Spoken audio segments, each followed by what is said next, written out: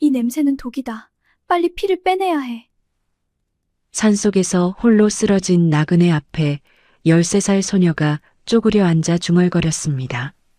자기 앞에 쓰러진 사람이 이 나라의 임금인 줄은 꿈에도 모른 채였지요. 소녀는 나그네를 등에 업었습니다. 비틀거리는 두 다리로 가파른 산길을 내려오고 약방 골목 낡은 방 안에 나그네를 눕혔습니다. 소녀는 알아버렸습니다. 독침에 쓰인 약재가 이 수원 땅에서는 구할 수 없는 것이라는 사실을, 그것을 구할 수 있는 곳은 딱 한 군데 궁 안이라는 사실을요. 누군가 아주 가까운 곳에서 이 나그네를 죽이려 했다는 것을 소녀는 알아버렸습니다. 월화야담의 이야기가 계속될 수 있도록 구독과 좋아요로 응원의 마음을 보태주세요. 자, 그럼 오늘도 감동적인 옛날 이야기 지금 바로 시작합니다. 옛날 옛적 경기도 수원 화성 아래 약방 골목에 단이라는 13살 소녀가 살았습니다. 수원 화성은 높고 웅장한 성곽이 산을 두르고 있는 곳이었습니다. 봄이면 성곽 안쪽으로 복사꽃이 피었고 여름이면 성곽 냇가에 버드나무가 늘어졌습니다. 가을이면 성곽 너머로 노을이 붉게 물들었고 겨울이면 차가운 북풍이 골목 끝까지 파고들었지요. 성 아래로는 장터와 주막과 약방이 다닥다닥 붙어 있었습니다. 아침이면 장꾼들의 목소리가 골목을 가득 채웠고 저녁이면 밥 짓는 연기가 지붕 위로 피어올랐습니다. 단인의 약방은 그 골목에서도 가장 끝, 가장 낡은 집이었습니다. 기둥은 삐걱거렸고 지붕엔 이끼가 피었습니다. 담벼락은 여기저기 금이 갔고 마루는 밟을 때마다 삐걱거렸죠. 그래도 단이는 매일 아침 그 약방 앞을 깨끗이 쓸었습니다. 약재를 가지런히 정리했습니다. 약장 위에 먼지가 쌓이면 헝겊으로 닦았습니다. 낡고 작아도 이곳이 단이의 전부였으니까요. 아버지 최 의원은 몸져 누운 지 이미 2해가 넘었습니다. 가래가 심해 기침을 하면 피가 섞여 나왔지요. 처음엔 가벼운 감기려니 했습니다. 그런데 봄이 가고 여름이 가고 가을이 오도록 낫지 않았습니다. 오히려 날이 갈수록 기침 소리가 깊어졌습니다. 한양 큰 의원한테 보여야 한다는 것은 알았지만 돈이 없었습니다. 약재값을 내고 나면 쌀쌀 돈도 빠듯했으니까요. 단이는 그런 아버지를 혼자 돌봤습니다. 새벽같이 일어나 약을 다리고 아버지 밥을 챙겼습니다. 산에 올라 약초를 캐고 내려와서는 마을 사람들의 잔병을 봐주며 엽전 몇 잎을 받았습니다. 저녁이면 약재를 손질하고 장부를 정리했습니다. 잠자리에 드는 것은 늘 밤이 깊어서였습니다. 마을 사람들은 수군거렸습니다. 계집아이가 의술을 안다고? 웃기는 소리. 저 아이한테 약 받았다가 탈이라도 나면 어쩌려고. 최 의원이 저 지경이 된 것도 딸내미한테 약을 맡겨서 그런 거 아니겠어. 그러게 말이야. 아들도 없이 딸 하나라더니 저러다 약방 문 닫는 거 아닌가 몰라. 단이는 그런 말들을 들어도 고개를 숙이고 걸었습니다. 대꾸할 시간도 없었고 대꾸할 기운도 없었습니다. 아버지 약값을 벌어야 했으니까요. 그것이 지금 단이에게 가장 중요한 일이었습니다. 단이가 처음 약초를 배운 것은 6살 때였습니다. 아버지 등에 업혀 산을 오르며 이 풀은 어디에 쓰고 저 뿌리는 어떤 병에 듣는다는 것을 귀로 들었습니다. 아버지는 느린 걸음으로 산을 걸으며 하나씩 짚어 가르쳤지요. 7살엔 혼자 산을 올랐습니다. 8살엔 마을 아이들의 배탈을 고쳤습니다. 9살엔 이웃집 할머니의 무릎 통증을 낫게 했습니다. 10살이 되었을 때는 아버지조차 모르는 약초의 냄새를 맡고 독성을 가려냈습니다. 단이야, 넌 코로 병을 보는구나. 아버지가 신기하다는 듯 웃으며 말했습니다. 그건 칭찬이었습니다. 단이가 가장 좋아하는 말이기도 했지요. 그 말을 들을 때마다 다니는 가슴이 따뜻해졌습니다. 세상이 손가락질해도 아버지 한마디면 충분했습니다. 그러나 그 말을 해줄 아버지가 이제는 자리에 누워 기침만 했습니다. 가을이 깊어갈수록 기침 소리는 더 거칠어졌고 다니는 밤마다 약을 다리는 불빛 앞에 앉아 아버지의 기침 소리를 들었습니다. 한양에 가야 한다. 큰 의원한테 보여드려야 한다. 그 생각이 다니의 머릿속을 떠나지 않았습니다. 그러나 돈이 없었습니다. 아무리 엽전을 모아도 약재값과 쌀값을 내고 나면 남는 것이 없었습니다. 다니는 이를 악물고 다음 달을, 그 다음 달을 기약하며 살았습니다. 그 가을에 운명이 찾아왔습니다. 가을이면 광교산 자락에는 약초가 가장 싱싱하게 돋아났습니다. 찬 이슬을 맞고 자란 약초들은 여름 것보다 약효가 깊었습니다. 다니는 해마다 이맘때면 더 이른 새벽에 산을 올랐습니다. 안개가 걷히기 전에 올라야 좋은 자리를 차지할 수 있었으니까요. 이른 아침 안개가 자욱하게 깔린 광교산 자락은 고요했습니다. 새소리도 없었고 바람도 없었습니다. 발밑으로 낙엽이 바스락거리는 소리만이 다니의 발걸음을 따라왔습니다. 다니는 망태기를 둘러매고 바위 틈새로 다가갔습니다. 삽주 뿌리가 돋아난 자리였습니다. 무릎을 꿇고 손으로 흙을 파기 시작했습니다. 삽주는 뿌리가 깊어서 성급하게 잡아당기면 끊어졌습니다. 조심스럽게 흙을 부드럽게 파내며 뿌리를 드러냈습니다. 그때였습니다. 바람도 없는데 수풀이 흔들렸습니다. 다니는 손을 멈추었습니다.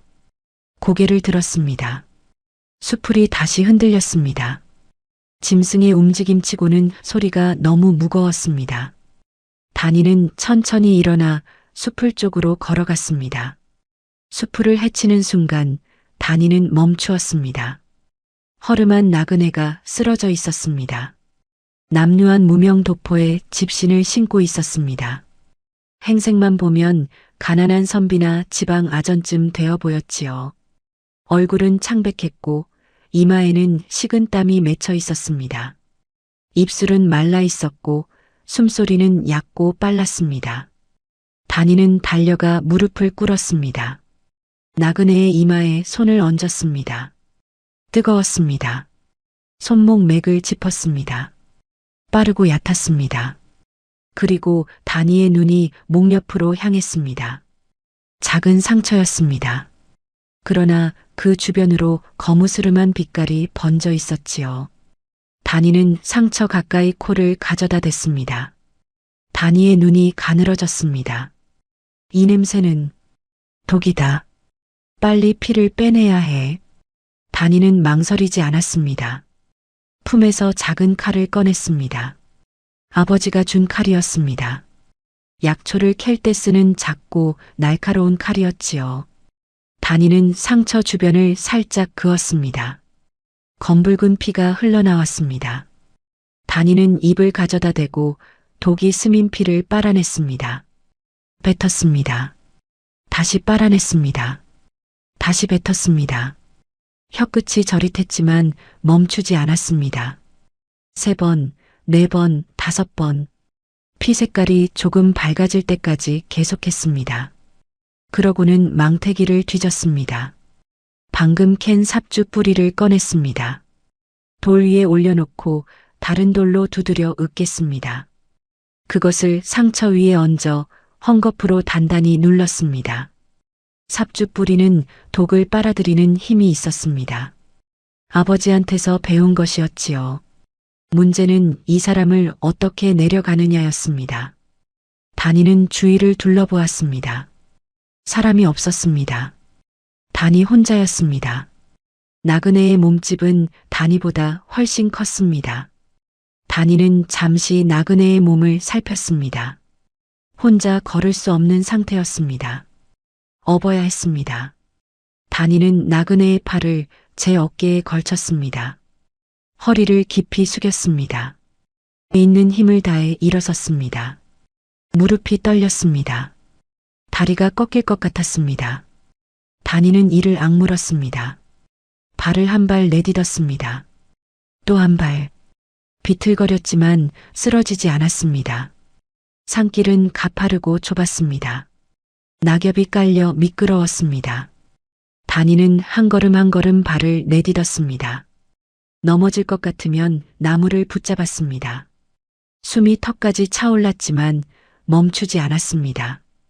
등 위의 나그네는 무거웠지만 다니는 버텼습니다. 괜찮아. 할 수 있어. 조금만 더. 다니는 혼자 중얼거렸습니다. 자신에게 하는 말이었습니다. 그리고 등 위의 나그네에게도. 산 중턱을 넘었을 때 다니의 다리는 이미 덜덜 떨리고 있었습니다. 이마에서 땀이 흘러 눈으로 들어왔습니다. 닦을 겨를이 없었습니다. 그냥 눈을 깜빡이며 앞을 보았습니다. 한 발, 또 한 발. 산 아래 골목 어귀가 보였을 때 다니는 그제야 숨을 내뱉었습니다. 약방 낡은 방 안에 나그네를 눕혔습니다. 다니는 다리가 풀려 그 자리에 잠깐 주저앉았습니다. 심장이 귀 안에서 쿵쿵 울렸습니다. 숨을 고르고 일어났습니다. 할 일이 많았습니다. 먼저 물을 끓였습니다. 깨끗한 헝겊을 준비했습니다. 약장을 열었습니다. 독을 중화시키는 데 쓰는 약재들을 꺼냈습니다. 감초, 녹두, 박하, 세 가지를 함께 달이면 해독에 효과가 있었습니다. 아버지가 가르쳐준 처방이었습니다. 아버지 방에서 기침 소리가 났습니다. 다니야, 왜 이리 시끄럽냐? 다니는 방문을 열었습니다. 아버지, 산에서 쓰러진 나그네를 데려왔어요. 독침을 맞은 것 같아요. 아버지가 눈을 가늘게 떴습니다. 독침? 어디서? 광교산 자락이요. 혼자 쓰러져 있었어요. 아버지는 잠시 침묵했습니다. 기침이 한 번 터져 나왔습니다. 가라앉힌 뒤에 말했습니다. 조심해라, 다니야. 독침을 맞은 사람이라면 연루된 일이 보통 일이 아니다. 위험한 사람들과 얽혀 있을 수 있어. 그래도 그냥 두고 올 수는 없잖아요. 아버지는 다니를 바라보았습니다. 그리고 한숨을 내쉬었습니다. 그래. 내 마음이 그렇다면 그렇게 해라. 그런데 나한테 알리고 혼자 하지 말거라. 알겠어요. 다니는 방문을 닫고 다시 나그네 곁으로 갔습니다. 달인 약을 작은 사발에 담았습니다. 나그네의 머리를 들어 무릎 위에 얹었습니다. 약을 조금씩 흘려 넣었습니다. 대부분 흘렸지만 조금은 넘어갔습니다. 그것으로 충분했습니다. 해가 기울었습니다. 저녁이 왔습니다. 나그네는 눈을 뜨지 않았습니다. 밤이 깊었습니다. 다니는 나그네 곁에 앉아 이마에 열을 식혔습니다. 차가운 물에 헝겊을 적셔 이마에 얹고 식으면 다시 적셨습니다. 나그네는 이따금 헛소리를 했습니다. 안 된다. 막아야 한다. 백성들이. 다니는 그 말을 들으면서 이마에 열을 식혔습니다. 무슨 말인지는 몰랐습니다.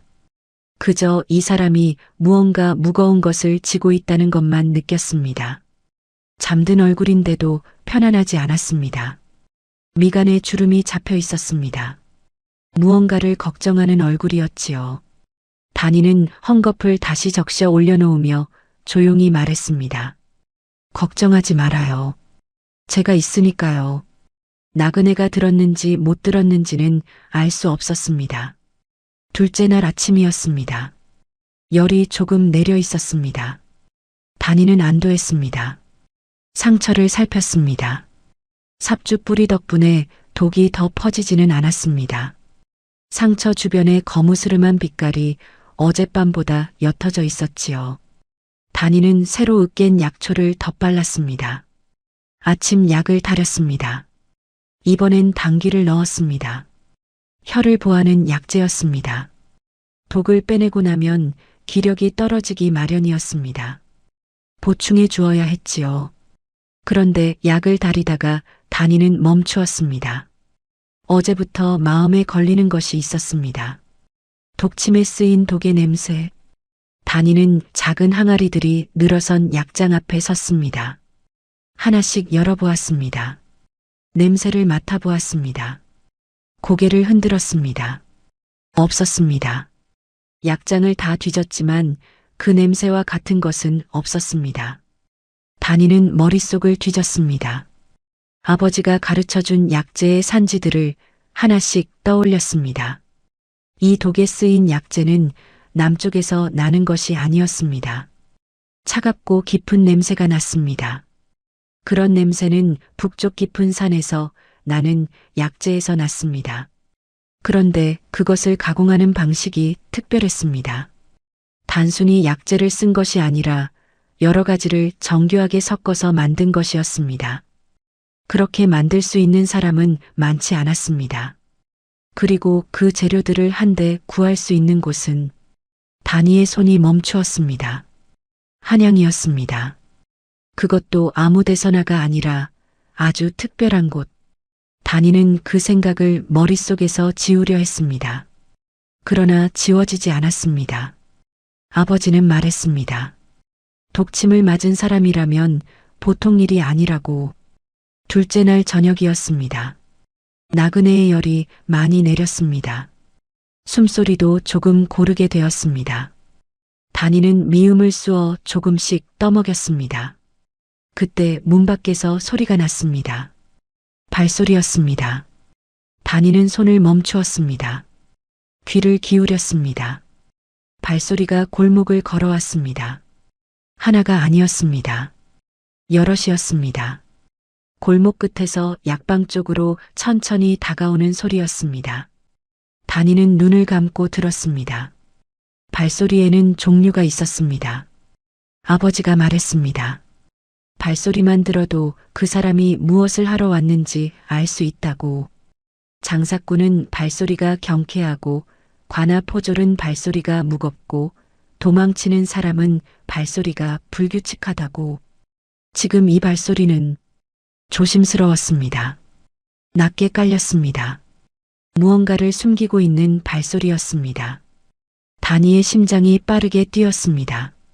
발소리는 약방 앞에서 멈추었습니다. 그리고 낮은 목소리가 들렸습니다. 여기서 묵었다고 했느냐? 그렇다고 했습니다. 약방 계집아이가 업고 내려왔다는 것을 장터 사람한테서 들었습니다. 아직 살아있겠느냐? 모르겠습니다. 그러나 살아있다면 이쪽입니다. 잠시 침묵이 흘렀습니다. 확인해야 한다. 만약 살아서 무언가를 말했다면 처리해야 한다. 아이도 마찬가지다. 다니는 온몸이 굳었습니다. 그러나 미동도 하지 않았습니다. 아이도 마찬가지다. 그 말의 뜻을 다니는 알았습니다. 발소리가 다시 들렸습니다. 약방 주위를 천천히 한 바퀴 도는 소리였습니다.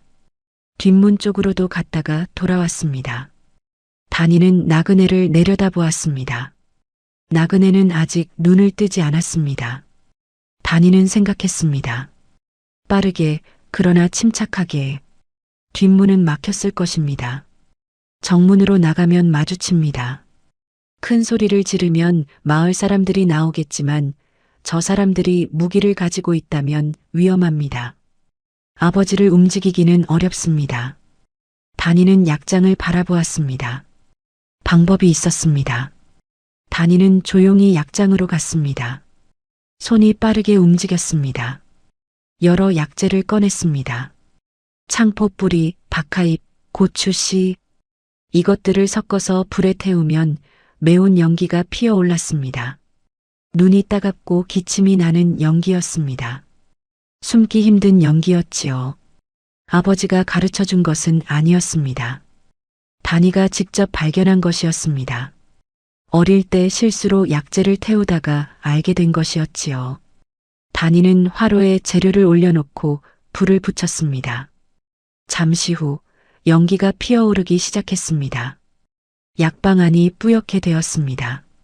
다니는 옷소매로 코를 막았습니다. 아버지 방으로 달려갔습니다. 아버지, 일어나셔야 해요. 조용히요. 아버지가 기침을 하며 눈을 떴습니다. 무슨 냄새냐? 말하면서 움직이세요. 빨리요. 다니는 아버지의 팔을 잡아 일으켰습니다. 아버지는 허약하지만 걸을 수 있었습니다. 다니는 아버지를 부축하며 방을 나왔습니다. 그때 정문이 벌컥 열렸습니다. 복면을 한 사내의 셋이 들어섰습니다. 그러나 들어서는 순간 연기가 눈으로 파고들었습니다. 세 사람이 동시에 기침을 하기 시작했습니다.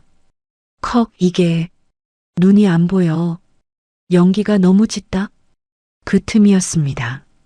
다니는 아버지의 손을 꼭 쥐고 뒷문으로 달렸습니다. 뒷문 자물쇠를 젖혔습니다. 밖으로 나갔습니다. 골목이었습니다. 아무도 없었습니다. 뒤에서 기침 소리와 고함 소리가 들렸습니다. 뒷문이다. 뒷문. 다니는 뛰었습니다. 아버지를 부축하며 뛰었습니다. 골목 끝을 돌아 장터 쪽으로 달렸습니다. 늦은 저녁이었지만 장터에는 아직 불이 켜진 주막이 있었습니다. 다니가 자주 드나들던 박서방네 주막이었습니다. 다니는 문을 두드렸습니다. 박서방이 졸다가 눈을 비볐습니다. 다니야, 이 저녁에 무슨 일이냐? 의원 어른은 또 왜? 아저씨, 아버지 좀 맡아주세요. 그리고 수원 부사님한테 사람을 보내야 해요. 박서방의 눈이 커졌습니다. 무슨 일이 있었느냐? 다니는 숨을 골랐습니다. 그리고 말했습니다. 아저씨, 저 종이 한 장하고 붓 좀 빌려주세요.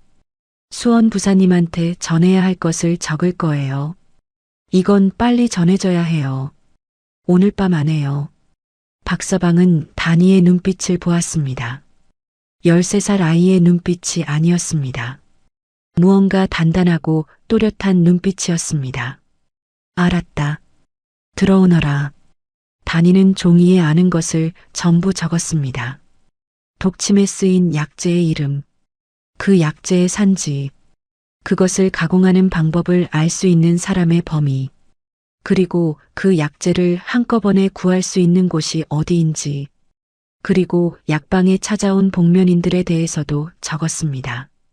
발소리가 얼마나 낮고 조심스러웠는지, 말투에서 느껴진 것들, 신발에 묻어있던 흙의 색깔, 다니가 뒷문을 나서던 순간 스쳐본 복면인의 허리춤에 차고 있던 것, 쪽지를 다 적고 나서 다니는 아버지를 바라보았습니다.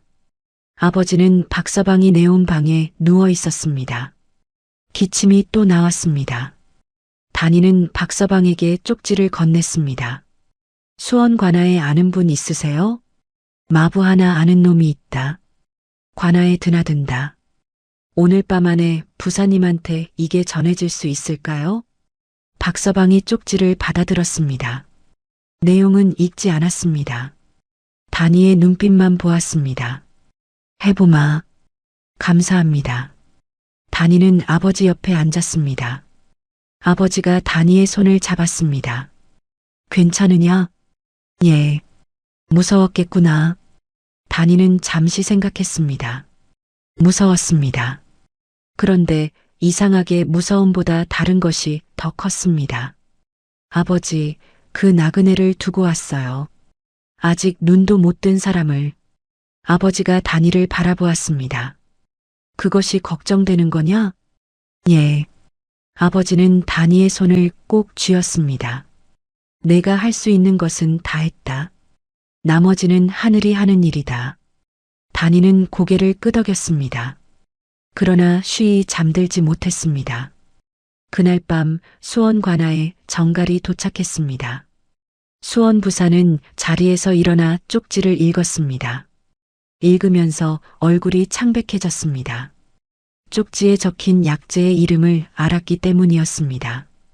그 약재가 어디서 구할 수 있는 것인지도, 이것이 무엇을 의미하는지도, 부사는 즉시 신복 한 명을 불렀습니다. 한양으로 달려가라. 가장 빠른 말로.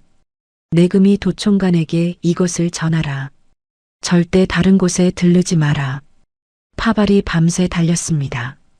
한양까지는 하룻밤 거리였습니다. 셋째 날 새벽이었습니다. 박서방네 주막에서 다니는 눈을 떴습니다. 잠깐 눈을 붙인 것이었습니다. 아버지는 옆에서 고르게 숨을 쉬고 있었습니다. 다니는 조용히 일어났습니다. 약방으로 돌아가야 했습니다. 나그네가 걱정되었습니다. 박서방이 붙잡았습니다. 아직 위험하다. 있거라. 그 사람이 걱정돼요. 혼자 가면 안 된다. 박서방이 아들을 데리고 함께 갔습니다. 약방 문은 열려 있었습니다. 복면인들은 이미 사라진 뒤였습니다. 방 안은 어지러워져 있었습니다. 약장이 뒤집혀 있었고 약재들이 바닥에 흩어져 있었습니다. 그런데 나그네는 있었습니다. 그 자리에 그대로 누워 있었습니다. 눈은 여전히 감겨 있었습니다. 다니는 달려가 이마에 손을 얹었습니다. 열이 낮아져 있었습니다. 맥을 짚었습니다. 어제보다 안정적이었습니다. 다니는 안도했습니다. 약재를 치우고 다시 약을 다리기 시작했습니다. 해가 뜨고 오전이 되었습니다. 다니가 약을 식히고 있을 때였습니다. 나그네의 눈꺼풀이 움직였습니다. 천천히, 아주 천천히 눈이 열렸습니다. 나그네는 천장을 바라보았습니다. 잠시 어리둥절한 눈빛이었다가 고개를 돌려 다니를 바라보았습니다. 다니는 약사발을 들고 나그네 옆에 앉아 있었습니다. 일어나셨어요? 이거 드세요. 해독에 좋은 거예요. 나그네는 말없이 다니를 바라보았습니다. 그 눈빛이 묘했습니다. 놀라움인지 감사함인지 아니면 다른 무언가인지 다니는 그저 약사발을 내밀었습니다. 어서요. 안 드시면 또 열이 올라요. 나그네는 천천히 몸을 일으켰습니다. 어지러운 듯 잠깐 손으로 이마를 짚었습니다. 그러다 약사발을 받았습니다. 한 모금 마셨습니다. 쓴지 미간을 살짝 찡그렸습니다. 내가 날 살렸느냐? 저 혼자 한 건 아니에요. 아버지가 가르쳐 주신 거지요. 아비가 의원이냐? 예. 근데 지금은 편찮으세요. 나그네는 천천히 방 안을 둘러보았습니다.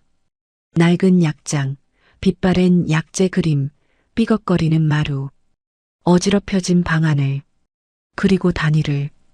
이름이 무엇이냐? 다니요. 다니. 몇 살이냐? 13이요. 나그네는 잠시 말이 없었습니다. 사흘이나 있었느냐? 예. 무섭지 않았느냐? 독침을 맞은 사람인데. 다니는 고개를 갸웃했습니다. 왜요? 그냥 아픈 사람인데요. 나그네는 그 말을 듣고 한참 동안 다니를 바라보았습니다. 그러다 낮게 웃었습니다. 피곤하고 마른 얼굴에 웃음이 번지자 그 얼굴이 조금 달라 보였습니다. 어딘가 깊은 곳이 잠깐 열리는 것 같은 웃음이었습니다. 그렇구나. 그냥 아픈 사람. 다니는 그 웃음이 왜인지 슬프게 느껴졌습니다. 마치 오래전에 잊고 있던 무언가를 떠올린 사람의 웃음 같았습니다. 나그네가 깨어난 날 오후 골목 어귀에 낯선 사람들이 나타났습니다. 무관 차림이었습니다. 그러나 갑옷을 입지 않았고 상인이나 길손처럼 허름한 차림을 하고 있었지요. 그들은 골목을 천천히 걸으며 집집마다 문을 두드렸습니다. 이 근방에 닫힌 나그네를 본 적 있소? 다니는 문틈 사이로 그 광경을 바라보았습니다. 발소리가 달랐습니다. 어제 복면인들의 발소리와는 달랐습니다. 조심스럽지만 누군가를 해치려는 낮음이 아니었습니다. 애타게 찾는 사람들의 발소리였습니다. 뒤에서 나그네의 목소리가 들렸습니다. 다니야. 다니가 돌아보았습니다. 나그네는 벽에 기대어 앉아 창밖을 바라보고 있었습니다. 저 사람들이 누구인지 알겠느냐? 다니는 잠시 생각했습니다. 모르겠어요. 근데 위험한 사람들은 아닌 것 같아요. 어떻게 아느냐? 발소리요. 위험한 사람은 발소리가 달라요. 저 사람들은 나리를 찾고 있는 거 맞죠? 나그네는 잠시 다니를 바라보았습니다. 그러다 고개를 끄덕였습니다. 나가서 알려줄 수 있겠느냐? 다니는 문을 열었습니다. 여기요. 무관 차림의 사내들이 일제히 고개를 돌렸습니다. 그들이 단인의 약방 안으로 들어서는 순간 모두가 동시에 무릎을 꿇었습니다. 전하. 단인은 그 자리에 굳어버렸습니다. 전하. 전하라고 했습니다. 단인은 천천히 뒤를 돌아보았습니다. 나그네가 벽에 기대어 앉아 있었습니다. 사흘 동안 단이가 약을 먹이고 열을 식히고 밥을 떠먹여준 그 나그네가 나리, 전하, 라고요? 나그네, 아니 임금이 단이를 바라보았습니다. 놀랐느냐? 단이의 입이 열렸다 닫혔습니다. 아무 말도 나오지 않았습니다. 그러다 단이가 한 행동은 절을 올리는 것도 엎드리는 것도 아니었습니다. 그저 손에 들고 있던 약사발을 내밀었습니다. 그래도 다 드셔야 해요. 아직 다 나은 게 아니라서요. 호위 무사들이 입을 다물지 못했습니다. 임금을 향해 약이나 마저 마시라고 하는 13살 소녀라니 보통 일이 아니었습니다. 한 무사가 앞으로 나서려 했습니다. 임금이 손을 들어 막았습니다. 그리고 약사발을 받았습니다.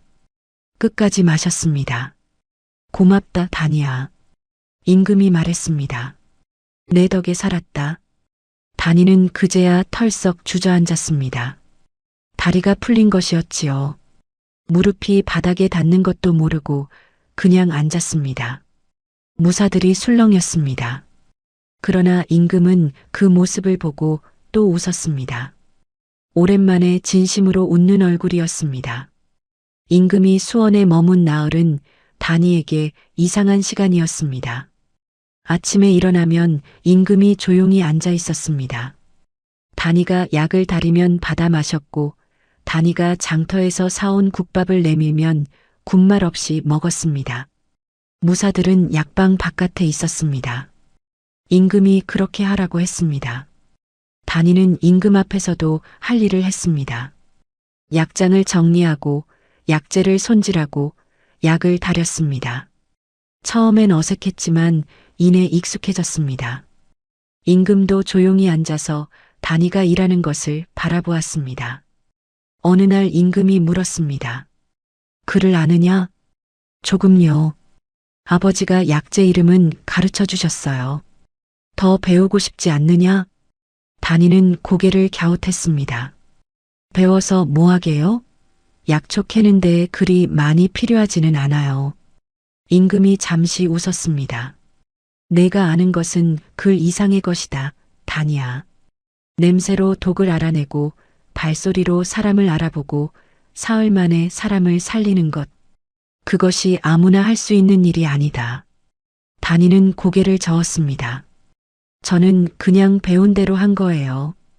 그것이 진짜 실력이다. 임금의 목소리가 낮고 진지했습니다. 다니는 그 말의 무게를 아직 몰랐습니다. 또 다른 날 임금이 다니에게 물었습니다. 수원에서 살면서 힘든 것이 있느냐? 다니는 약재를 손질하다 멈추었습니다. 힘든 게 많죠. 근데 힘들다고 생각할 시간이 없어요. 어째서냐? 아버지 약 다려야 하고 약초 캐러 가야 하고 마을 사람들 잔병도 봐줘야 하고 그러다 보면 하루가 다 가요. 임금이 다니를 바라보았습니다. 외롭지는 않느냐? 다니는 잠시 생각했습니다. 가끔요. 근데 아버지가 있잖아요. 아비가 낫지 않는 것이 두렵지는 않느냐? 다니의 손이 잠깐 멈추었습니다.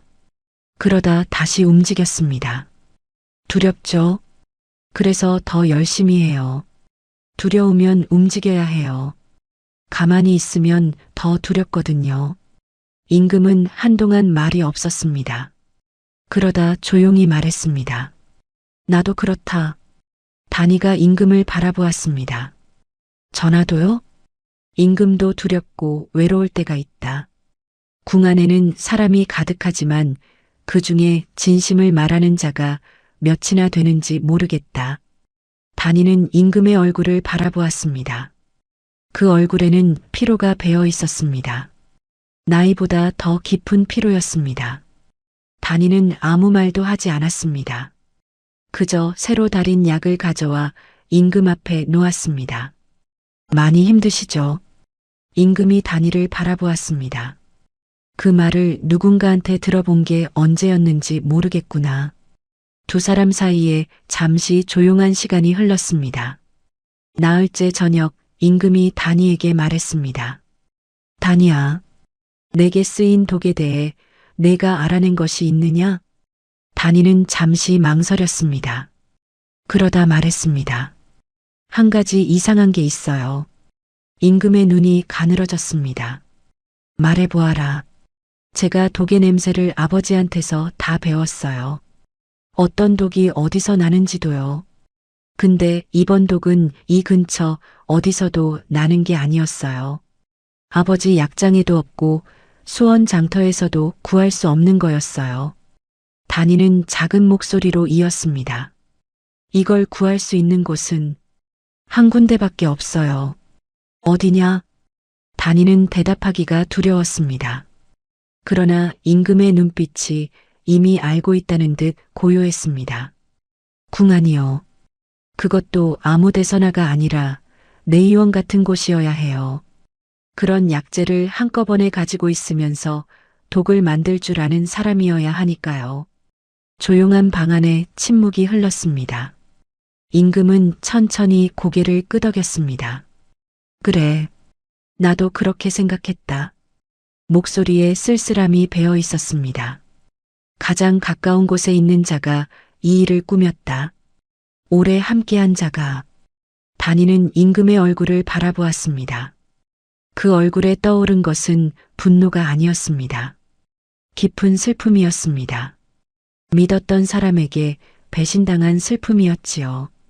단이는 아무 말도 하지 못했습니다. 그저 새로 달인 약을 가져와 임금 앞에 놓았습니다. 닷새째 되는 날 아침, 임금이 자리를 털고 일어섰습니다. 상처는 잘 아물고 있었습니다. 열도 없었습니다.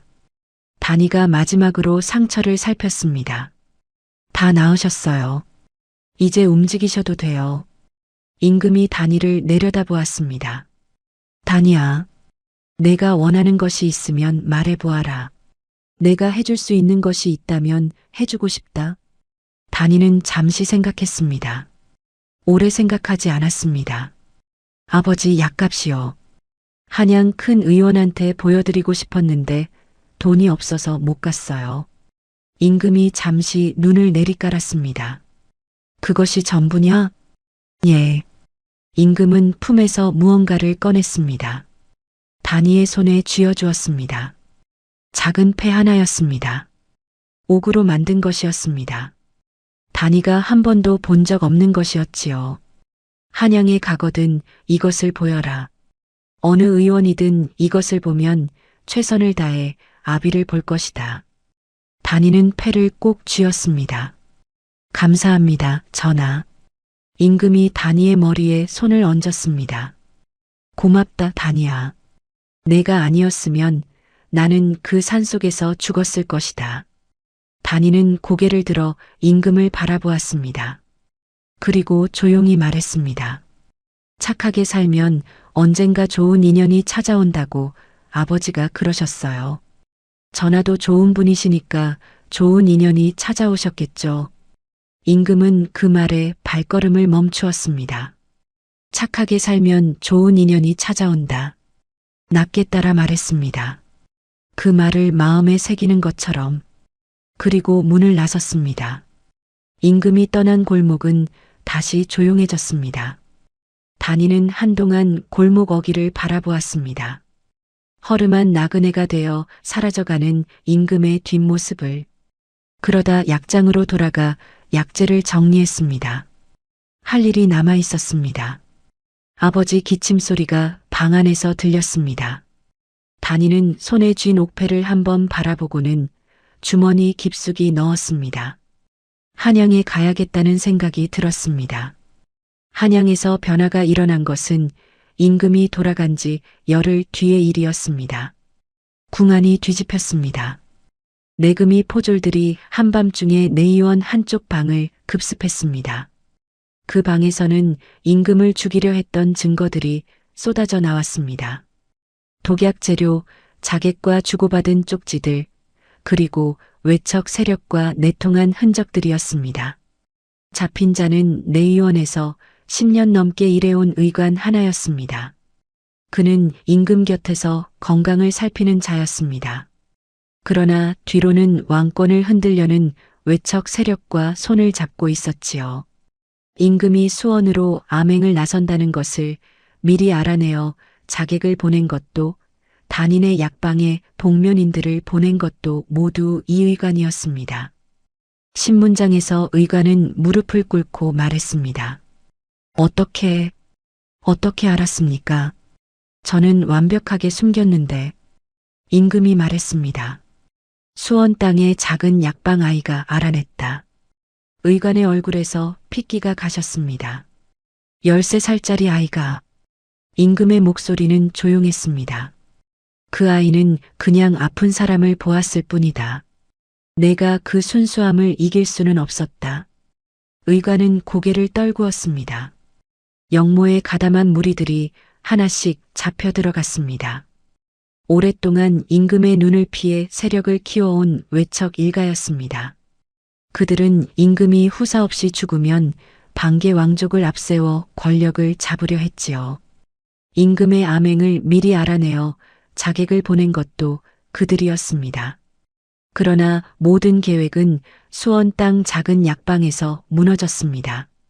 아무도 계산하지 못했던 변수 하나 때문에 13살 소녀가 죽어가는 사람을 그냥 지나치지 못했기 때문에, 그리고 그 소녀가 사흘 밤낮을 간호하며 독의 냄새 하나를 놓치지 않았기 때문에 외척 일가의 수장은 유배를 떠났습니다.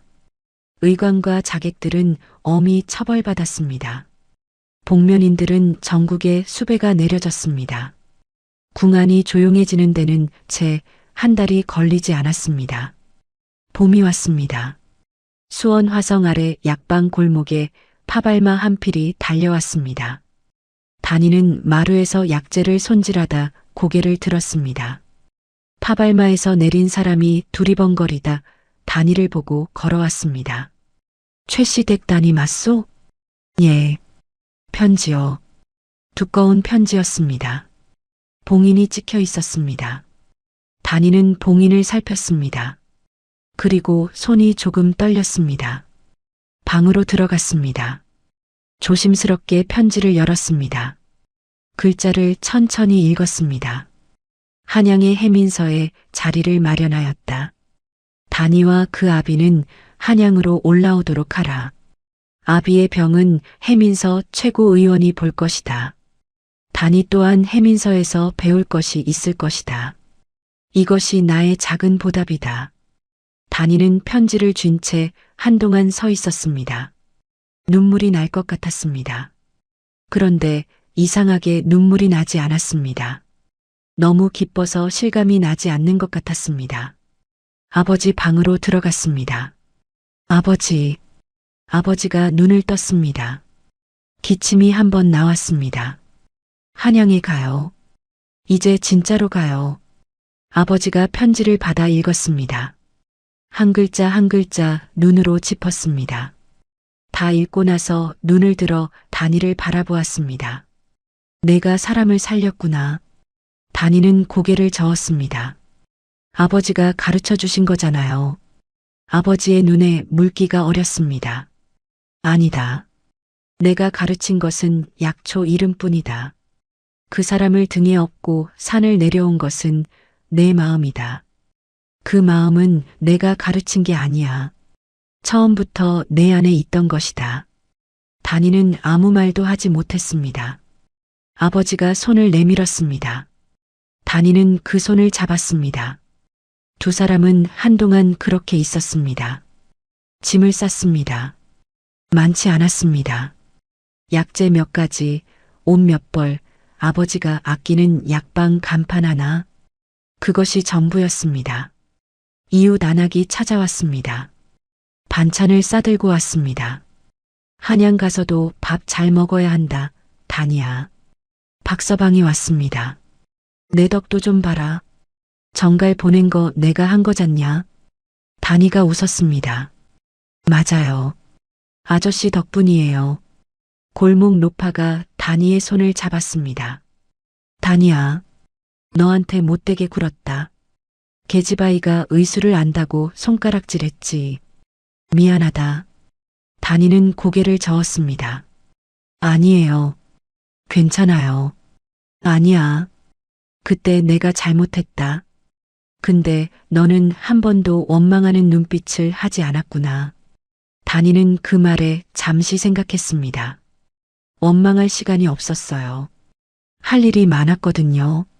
노파가 눈물을 글썽였습니다. 착하게 살면 언젠가 복이 온다더니 그 말이 맞았구나. 다니는 그 말에 빙그레 웃었습니다. 아버지가 늘 하던 말이었으니까요. 다니와 아버지는 봄날 아침에 수원을 떠났습니다. 화성의 성곽이 뒤로 물러났습니다. 복사꽃이 막 피기 시작한 봄날이었습니다. 다니는 한번 뒤를 돌아보았습니다. 낡은 약방 골목이 멀어졌습니다. 가난하고 고단했지만 아버지와 함께 살았던 곳이었습니다. 다니의 전부가 담긴 곳이었습니다. 다니는 앞을 바라보았습니다. 한양으로 가는 길이 펼쳐져 있었습니다. 한양 해민서는 수원 약방과는 달랐습니다. 크고 깔끔했습니다. 약장이 벽 한 면을 가득 채우고 있었고 의원들이 여럿 있었습니다. 다니는 처음 들어섰을 때 눈이 동그래졌습니다. 이렇게 많은 약재를 한 번에 본 것은 처음이었습니다. 아버지는 해민서 최고의원에게 보여졌습니다. 의원이 아버지를 오래 살피더니 말했습니다. 병이 깊지만 고칠 수 있습니다. 이 약재를 꾸준히 쓰면 됩니다. 다니는 의원이 꺼낸 약재를 보았습니다. 저도 알아요. 이거 쓰면 되는 거 알고 있었어요. 근데 돈이 없어서 못 샀어요. 의원이 다니를 바라보았습니다. 내가 이것을 아느냐? 예. 가격이 비싸잖아요. 수원 장터에서 구하기도 어렵고요. 의원은 잠시 다니를 살폈습니다. 해민서에 의녀 자리가 있다. 내 나이에 이것을 안다면 자질이 충분하다. 배울 의향이 있느냐? 다니는 눈이 커졌습니다. 배운다는 것, 제대로 배운다는 것. 다니가 늘 원했지만 감히 바라지 못했던 것이었습니다. 예. 다니는 힘있게 대답했습니다. 그날 이후 다니는 해민서 의녀로 들어갔습니다. 처음에는 심부름만 했습니다. 약재를 나르고 약을 다리고 환자의 이름을 기록했습니다. 그러나 채 한 달이 되기 전에 의원들이 다니를 달리 보기 시작했습니다. 어느 날 나이든 의원이 다니에게 약재 하나를 내밀었습니다. 이것이 무엇인지 아느냐? 다니는 냄새를 맡았습니다. 당귀요. 그런데 이것은 북쪽 산에서 온 것 같아요. 남쪽 당귀보다 향이 진해요. 의원이 눈을 크게 떴습니다. 어떻게 아느냐? 냄새가 달라요. 같은 약재라도 자라는 땅에 따라 냄새가 조금씩 달라요. 의원들이 서로 눈빛을 주고받았습니다. 그날 이후로 다니에게 주어지는 일이 달라졌습니다. 봄이 가고 여름이 왔습니다. 다니는 해민서에서 빠르게 자랐습니다. 배운다는 것이 이런 것인 줄 몰랐습니다. 제대로 된 스승 아래에서 좋은 약재를 보면서 배우니 아버지한테 배울 때와는 또 달랐습니다. 이미 알고 있던 것들이 더 깊어졌고 몰랐던 것들이 채워졌습니다. 아버지도 차츰 나아지고 있었습니다. 기침 횟수가 줄었습니다. 밥을 더 먹게 되었습니다. 가끔은 마당에 나와 햇볕을 쬐기도 했습니다. 다니는 그런 아버지를 볼 때마다 가슴이 따뜻해졌습니다. 그의 여름이 깊어가던 어느 날이었습니다. 임금이 다니를 불렀습니다. 편전은 크고 조용했습니다. 다니는 커다란 문을 지나 임금 앞에 무릎을 꿇었습니다. 수원 약방 낡은 방이 아니었습니다. 모든 것이 높고 위엄 있었습니다. 그런데 임금이 웃었습니다. 수원에서 듣던 그 목소리와 똑같았습니다. 다니야, 잘 지냈느냐? 다니는 조금 마음이 놓였습니다. 예, 전하. 덕분에 잘 지내고 있습니다. 아비는 어떠냐? 많이 나으셨어요. 요즘은 마당에도 나오세요. 임금이 고개를 끄덕였습니다. 해민서 생활은 어떠냐? 배울 것이 많아요. 제가 모르는 게 이렇게 많은 줄 몰랐어요. 임금이 잠시 웃었습니다. 아는 사람은 모르는 것이 많다는 것을 알고 모르는 사람은 모르는 것이 없다고 생각하지. 다니가 고개를 들었습니다. 그게 무슨 말이에요? 내가 모르는 게 많다고 느끼는 것은 내가 그만큼 알고 있다는 뜻이다.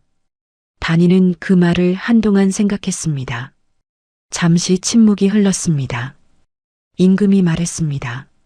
다니야, 내가 쓴 쪽지 하나가 영모를 무너뜨렸다. 그것을 알고 있느냐? 다니는 고개를 저었습니다.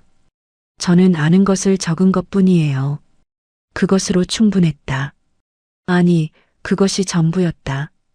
임금이 다니를 바라보았습니다. 앞으로도 내가 아는 것을 써라. 냄새로 독을 알아내고 발소리로 사람을 알아보는 그 눈과 코가 이 나라에 필요하다. 다니는 임금의 말을 듣다가 문득 물었습니다. 전하, 그때 수원에서 왜 혼자 나오셨어요? 위험하셨잖아요. 임금이 잠시 웃음을 거두었습니다. 백성들이 어떻게 사는지 직접 보고 싶었다. 궁 안에서는 아무것도 보이지 않으니까. 그래서 보셨어요? 보았다. 수원 약방 골목에서 아픈 아비를 혼자 돌보는 13살 아이가 사는 것을 보았다. 다니는 말이 없었습니다. 임금이 조용히 말했습니다. 그것이 나에게는 가장 중요한 것을 가르쳐 주었다. 무엇이요? 백성이 편안해야 나라가 바로 선다는 것을, 그리고 그 백성들 안에 단이 같은 사람이 있다는 것을, 아무 대가도 바라지 않고 그냥 불쌍해서 손을 내미는 사람들이 있다는 것을. 임금의 목소리는 조용하고 단단했습니다. 그 손들이 이 나라를 지탱하고 있다. 다니는 그 말을 오래 기억했습니다. 세월이 흘렀습니다. 다니는 해민서에서 이름난 의녀가 되었습니다. 수원에서 한양으로, 한양에서 전국으로 다니의 이름을 아는 사람이 늘었습니다. 냄새로 독을 알아내는 의녀, 발소리로 사람을 읽는 의녀, 가난한 사람들에게는 돈을 받지 않는 의녀, 형편이 어려운 집에는 약재를 들고 직접 찾아갔습니다. 밤에 급한 연락이 오면 자리를 박차고 달려갔습니다. 쉬는 날이 거의 없었습니다. 해민서 동료 의녀가 물었습니다. 다니야, 너는 왜 이렇게 열심히 하느냐? 돈도 안 받고. 다니는 잠시 생각했습니다. 아버지가 그러셨어요. 착하게 살면 언젠가 복이 온다고. 저는 이미 복을 받았어요. 이제는 나누어야지요. 아버지는 다니가 30이 되던 해에 조용히 눈을 감았습니다. 병도 없이 고통도 없이 따뜻한 봄날 아침에 다니가 다려준 약을 마시고 다니의 손을 잡은 채로 마지막에 아버지가 말했습니다. 다니야. 예, 아버지. 내가 나의 자랑이다. 다니는 아버지 손을 꼭 쥐었습니다. 아무 말도 하지 못했습니다. 말을 하면 울음이 터질 것 같았습니다. 아버지가 눈을 감았습니다. 그렇게 가셨습니다. 다니는 아버지 손을 한동안 놓지 않았습니다. 봄볕이 창으로 들어와 아버지의 얼굴 위에 얹혔습니다. 편안한 얼굴이었습니다. 오래 아팠던 사람이 드디어 쉬는 얼굴이었습니다. 다니는 그제야 울었습니다. 다니가 늙어 수원으로 돌아온 것은 예순이 넘어서였습니다. 머리카락이 하얗게 새었습니다. 걸음이 느려졌습니다. 그러나 눈빛은 달라지지 않았습니다. 여전히 맑고 또렷한 눈빛이었습니다. 화성은 그대로였습니다. 성곽은 높았고 골목은 구불구불했습니다. 낡은 약방 자리는 새 집이 들어서 있었습니다. 세월이 흘렀으니 당연한 일이었지요. 다니는 골목 끝에 앉아 가을 햇살을 받았습니다. 손자가 옆에 앉아 물었습니다. 할머니, 여기서 오래 사셨어요? 응. 아주 어릴 때. 어떤 데였어요? 다니는 골목을 바라보았습니다. 가난했어. 힘들었어. 그래도 좋았어. 왜요? 아버지가 있었거든. 그리고 여기서 내가 제일 중요한 것을 배웠거든. 뭐요? 다니는 잠시 생각했습니다. 착하게 살면 언젠가 복이 온다는 것. 손자가 고개를 갸웃했습니다. 근데 그게 진짜예요? 다니는 골목 어귀를 바라보았습니다. 오래전 가파른 산길에서 허름한 나그네를 등에 업고 비틀거리며 내려오던 13살 소녀가 떠올랐습니다. 아무 계산도 없이 그냥 사람이 죽어가고 있다는 것 하나만 보았던 아이. 진짜야. 다니가 조용히 말했습니다. 내가 직접 봤거든. 손자가 또 물었습니다. 할머니도 복을 받았어요? 다니는 웃었습니다. 응, 아주 많이. 뭐가요? 다니는 하늘을 바라보았습니다. 파란 가을 하늘이었습니다. 화성 성곽 위로 구름이 흘러갔습니다. 좋은 사람을 만났어. 아픈 사람을 고치는 일을 할 수 있었어. 아버지가 편히 가셨어. 그리고 다니는 잠깐 멈추었습니다. 그 나그네가 나중에 좋은 임금이 되셨어. 백성들을 아끼는 임금이. 그것도 복이지. 손자는 눈이 동그래졌습니다. 임금이요? 다니는 빙그레 웃었습니다. 응. 근데 그때는 몰랐어. 그냥 아픈 사람이라고 생각했어. 다니가 눈을 감은 것은 그 겨울이었습니다. 조용히 편안하게 해민서 후배 의녀들이 찾아와 손을 잡아주었습니다. 다니가 돌봤던 환자들이 찾아와 울었습니다. 수원 골목 사람들이 찾아와 절을 올렸습니다. 그리고 궁에서도 사람이 왔습니다.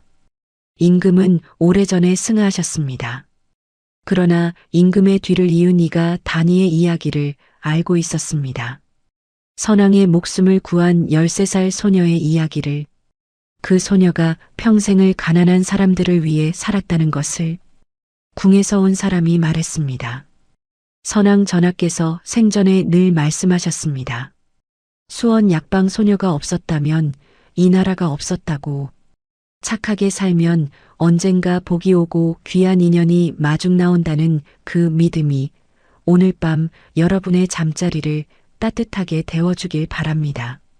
눈앞에 쓰러진 사람을 그냥 지나치지 않은 마음 하나가 이 나라의 운명을 바꾸었습니다. 다니는 대단한 무기가 없었습니다. 화려한 배경도 없었습니다. 단지 눈앞에 있는 것을 그냥 두고 지나치지 못하는 마음 하나가 있었을 뿐이었지요. 그 마음이 결국 가장 강한 것이었습니다. 우리 주변에도 그런 마음을 가진 사람들이 있습니다. 아무 대가도 바라지 않고 그냥 불쌍해서, 그냥 도와야 할 것 같아서 손을 내미는 사람들. 그 손이 결국 이 세상을 지탱하는 것임을 오늘 다니 이야기가 말해주고 있습니다. 다음 영상을 빠르게 만나보시려면 좋아요와 구독을 눌러주세요. 지금 화면에 나오는 월화야담의 더 재미있는 영상들도 함께 해주세요. 그럼 모두 행복한 하루 보내세요. 감사합니다.